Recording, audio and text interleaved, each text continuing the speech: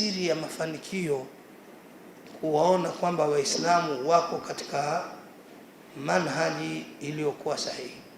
Moja katika mafanikio baada ya kuwa mzee amepata malezi ya Kiislamu, anafuata maadili, kuna hitaji kitu chengine. Hiki kitu sisi sasa hivi tumefeli, tena tumefeli.